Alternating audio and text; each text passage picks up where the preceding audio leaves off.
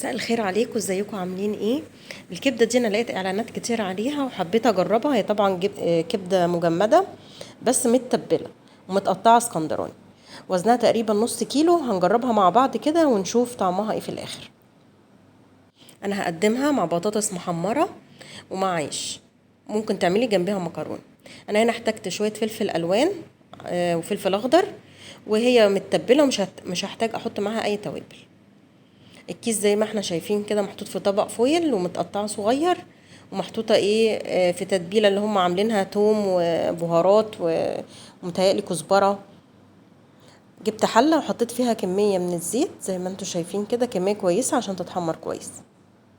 في نفس الوقت دوت انا هنا علقت على البطاطس علشان الاكل كله يستوي مره واحده ونقدمه وتبقى وجبه سريعه كده وسهله. الكبده معايا فكت هنا، حطيتها في الزيت كلها. زيت سخن. مش هضيف لها اي حاجة من البهارات يعني والملح. ممكن تدوقيها بقى في الاخر، لو محتاجة ملح تضيفيه. قلبت بالشكل ده. افضل اقلب فيها بقى لغاية ما تستوي وتديني اللون بتاع السوا الذهبي الجميل ده.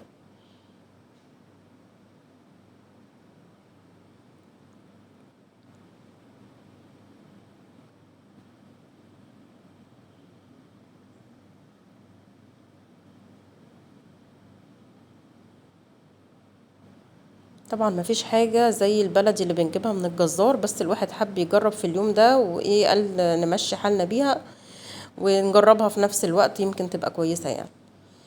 المهم حطينا نص ليمونه معاها، هي مكتوب على الكيس دي في نص ليمونه، وانا حطيت من عندي انا رشه خل كده.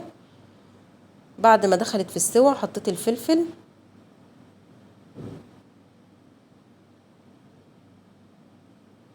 اديتها تقليبه بس كده جاهزه على الغرف. هنغرفها بقى ونشوف شكلها ايه في الاخر. اهيت هي شغاله وحلوه مفيش مشكله. بس تجيبيها مره كده تجربيها كل فين وفين يعني، مش هتعتمدي عليها لان هي ممكن ما تعجبش الولاد قوي يعني، لان هي برضو بتشد سن. ده رايي فيها يعني. عملت بقى العيش تنيته كده لجوه وعملتها سندوتشات، وبنحط عليها بطاطس وبتبقى وجبة سريعة وجاهزة معاكي في وقت، بالذات لو انت بتشتغلي او لو راجعة من مشوار او كده هتنجز معاكي. لغاية هنا خلص الفيديو بتاعنا، اتمنى ان يكون عجبكم. متنسوناش في الشير واللايك والسبسكرايب. باي باي.